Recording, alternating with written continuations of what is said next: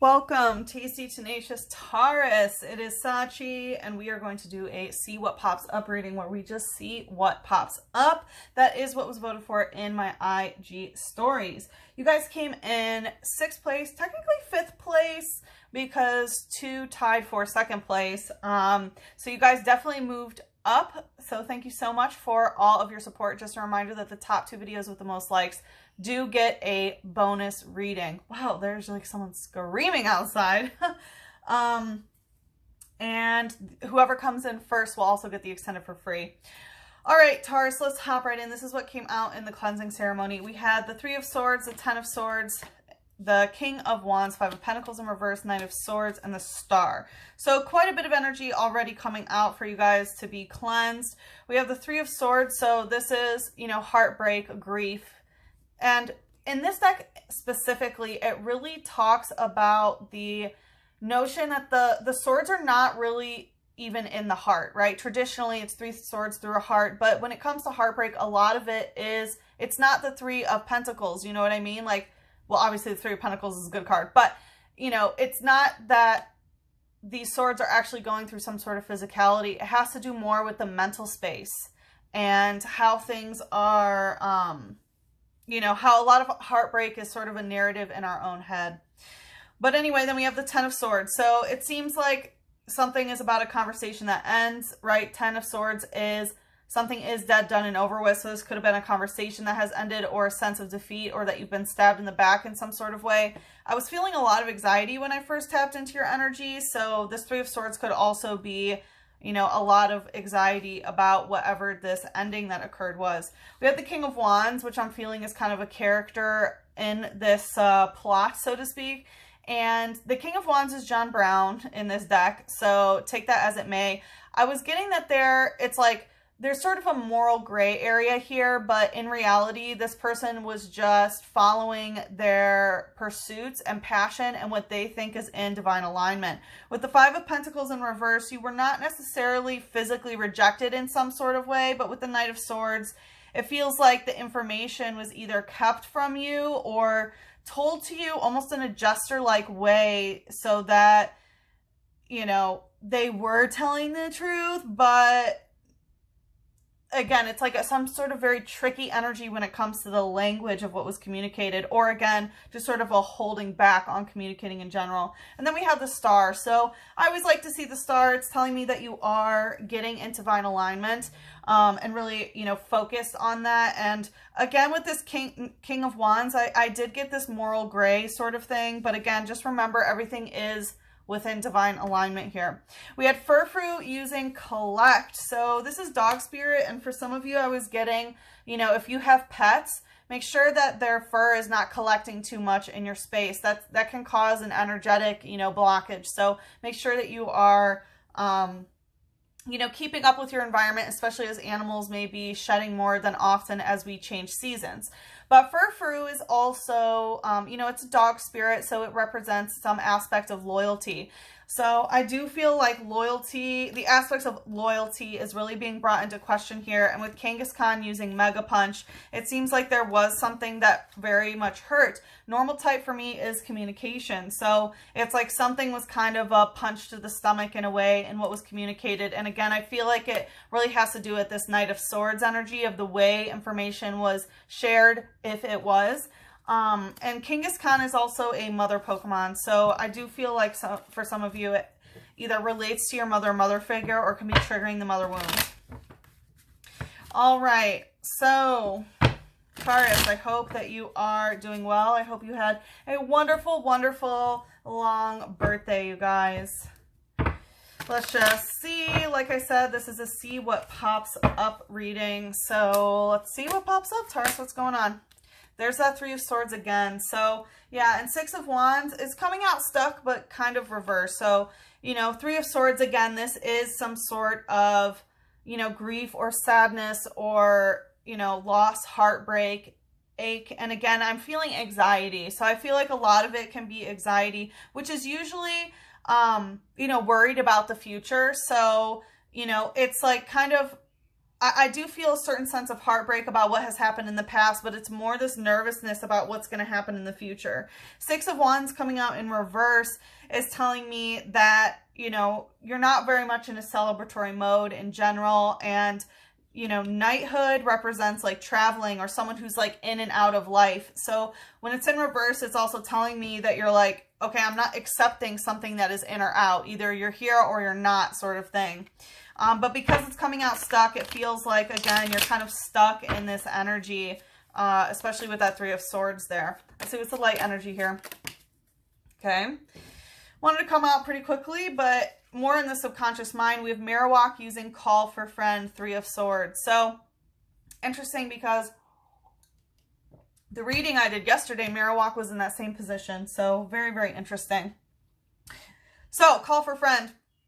This is a fighting type, so I do feel like there is, you know, some fighting energy going around. With Call for Friend, you may be wanting to talk to your friends more often and sort of telling them what's going on and sort of expressing this heartbreak or disappointment that you've had.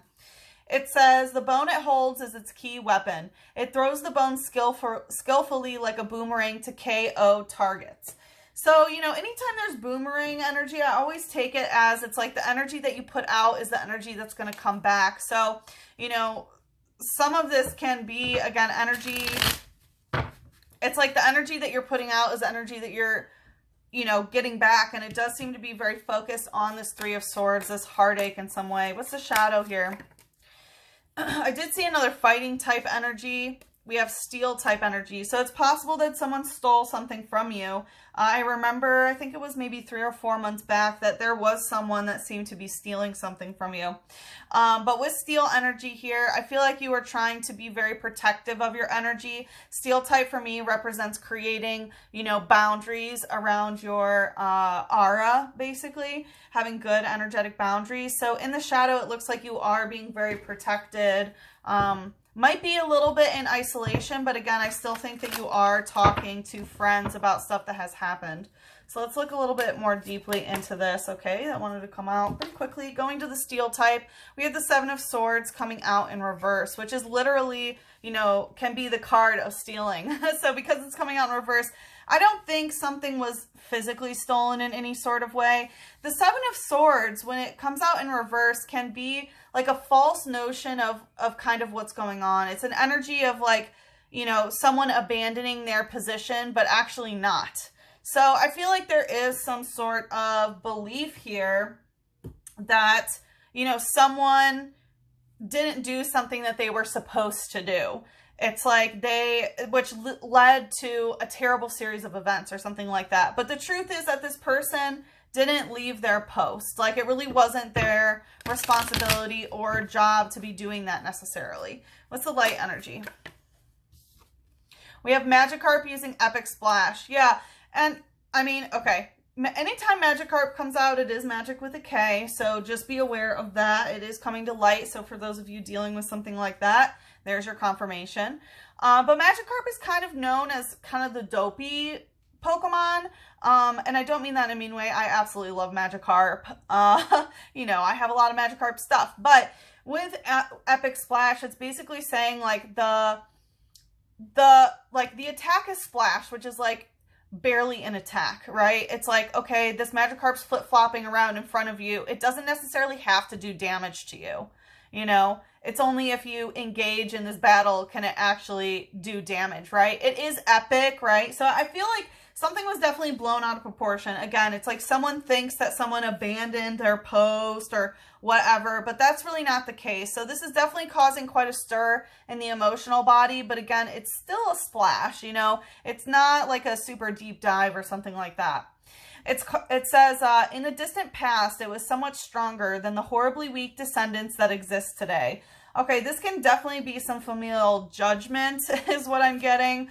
You know, I feel like that's a kind of a rude energy to be like, oh, the descendants are so much weaker. You know what I mean? So I feel like that's kind of older generations looking down on the younger generations for ABC. You know what I mean? Put a list together. There could be so many things that people, you know, want to project their own insecurities onto a different generation. You know, it's like there's different kinds of strength. Granted, there are some, you know, things that younger generations always can do better, but same goes for when the older generation was younger. You know what I mean? So I definitely feel there's a lot of judgment here. Even like some, yeah, there's that Kangaskhan Mega Punch. So I do feel like it has to do through the mother's lineage for sure. Because Kangaskhan is the mother Pokemon. But, you know, I just felt so much judgment coming through that it even made my own judgments want to come out about a situation. And it's like, you know, that's not, again, it's like the star that we saw. You know what I mean? Like, everything is in divine alignment no matter what. There is no need to think that any generation is too weak to take on the task necessary for them. You know, everyone is gifted with a unique challenge in each generation. So yeah, with Kangaskhan using Mega Punch, I do think that, you know, something that truly wasn't a big deal is being taken as a big deal. It's really an epic splash, but in the unseen, it feels like a Mega Punch. You know, this is a 100 damage attack, which is pretty rare for an attack. So just saying, it did a lot of subconscious damage is what I'm feeling. It says, if it is safe, the young gets out of the belly pouch to play. The adult keeps a close eye on the youngster. Yeah, again, so there's this aspect of sort of the mother or mother figure or whoever it is in a, you know, older generation, sort of keeping an eye on the youngster, and the youngster only feeling safe to do X, Y, Z as if they sort of have parents' approval or parents, you know, eyes on it or whatever it may be. Let's see what the angels would like to say. Okay. Let's pull, I'm getting to pull Moon out first. Let's see, Mother Moon, what would you like to say about this situation? So we are just going to take a look deeper. Nothing is yet set in stone in reverse. So something is set in stone here. Okay. Something is concrete and it's coming out stuck. Yeah. There are absolutes in this situation. You know, it's like the future is not necessarily malleable in some ways. Like something really does have to happen here. But like I said, in the extended, we're just going to sort of see where this goes about this situation. We can see what is set in stone, indeed. It is available for Eagle and Phoenix members only, starting at $777. So if you are interested in joining the community, you can do so on my website. So let's see what Angel would like to bring us into the extended. We have crystal clear intentions. This is Archangel Michael saying, be clear about what you desire and focus upon it with unwavering faith.